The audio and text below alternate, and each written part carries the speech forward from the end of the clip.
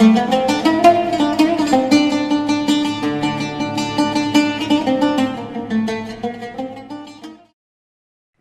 aleykum ve rahmetullahi ve berekatuh kıymetli din kardeşlerimiz.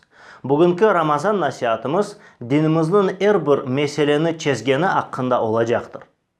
Çoğumuz bilemiz ki İslam dinimiz tek ibadet ve ahlak meselelerini kozga almakla sınırlı kalmay.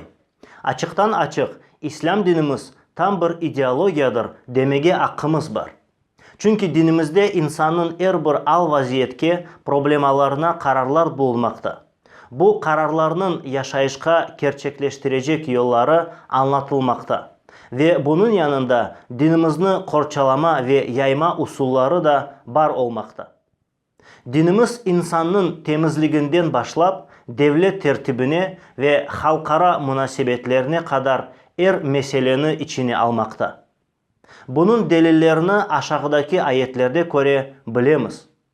Allahu Teala Nisa suresinin 59. ayetinde şöyle buyurdu.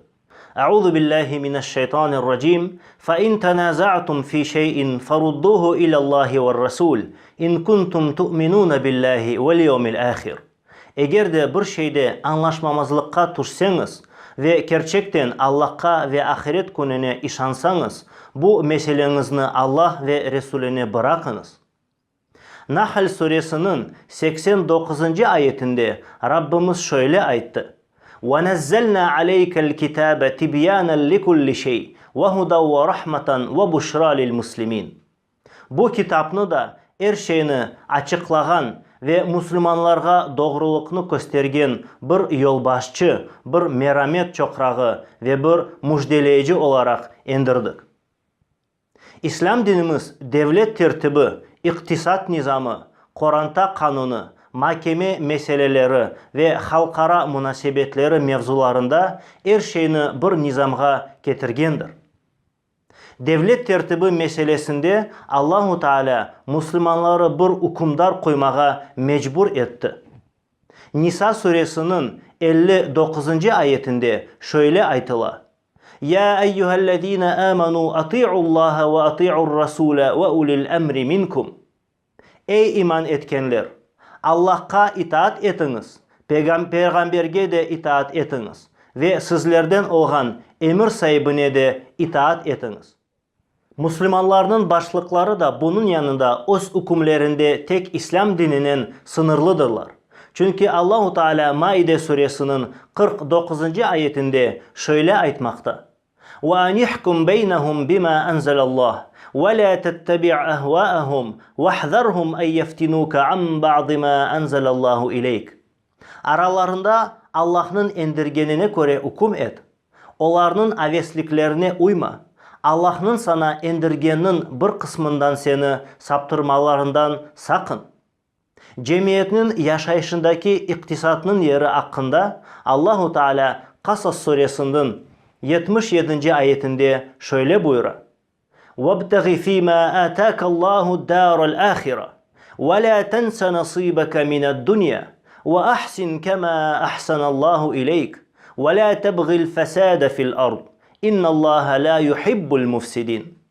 Allah'ın sana bergeninden onun yolunda masraf etip ahiretini kazanmağa tırış. Ama dünyadan da nasibini unutma. Allah'ın sana yaxşılık etkeni gibi sen de insanlarga yaxşılık et. Yeryüzünde bozgunculuk yapmağa tırışma. Çünkü Allah bozguncularını sevmiyor.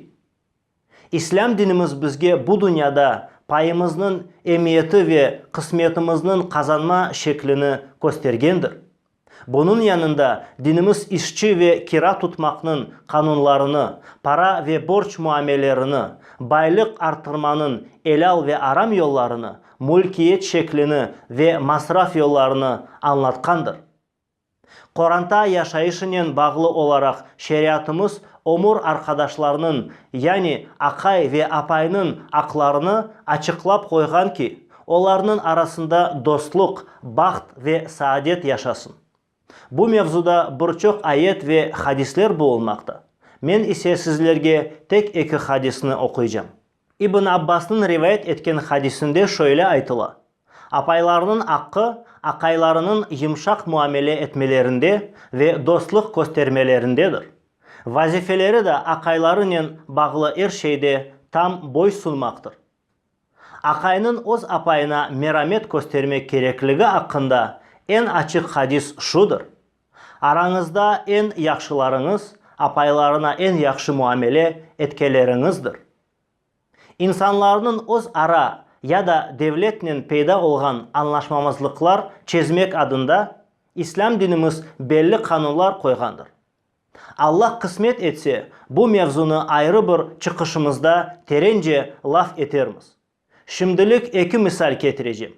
İslam dinimiz delilsiz kabahatlanmanı yasaklagandır. Beyhaki'nin rivayet etken hadisinde Peygamberimiz sallallahu aleyhi ve sellem şöyle buyurdu. Davacının vazifesi delil getirmek, davalının ise ant etmek.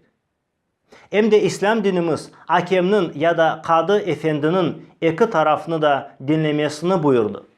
Tirmizi'nin rivayet etken hadisinde şöyle aytılı. Eğer de yanına davalaşkan iki adam gelse, ikisini de dinlemeden hiçbir karar alma.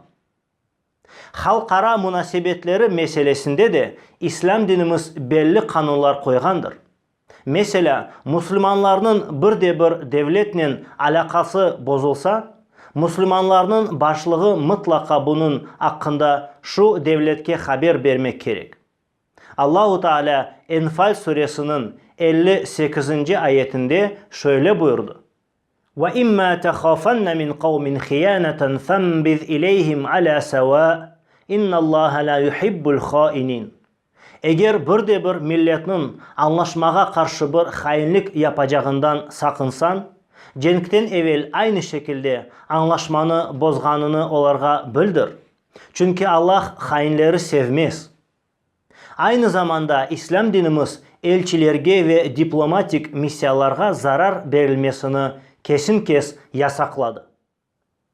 Aslında yaşayışımızın her türlü sahasını tertipke koygan birçok hadis ve ayetler bulunmakta.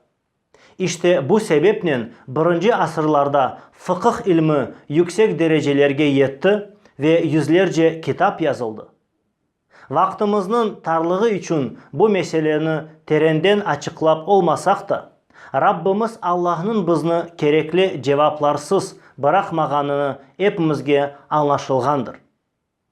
Bu sebeple de Allah'ın tek bir emrine arkamızını çevirmek akılsızlık ve düşüncesizlik dep sayılır. Çünkü Taha suresinin 124. ayetinde şöyle buyurulmakta. وَمَنْ أَعْرَضَ عَنْ ذِكْرِي فَإِنَّ لَهُ مَعِيشَةً ضَنْكَ وَنَحْشُرُهُ يَوْمَ الْقِيَامَةِ أَعْمَى. Eğer kim benim zikrimden, Kur'an'ımdan başını çevirse, bilsin ki ona tar bir yaşayış vardır ve onu kıyamet günü kör olarak diriltirmiz. Gelecek Ramazan nasihatlarımızda görüşmek üzere. Esselamu aleyküm ve rahmetullahi ve berekatuhu.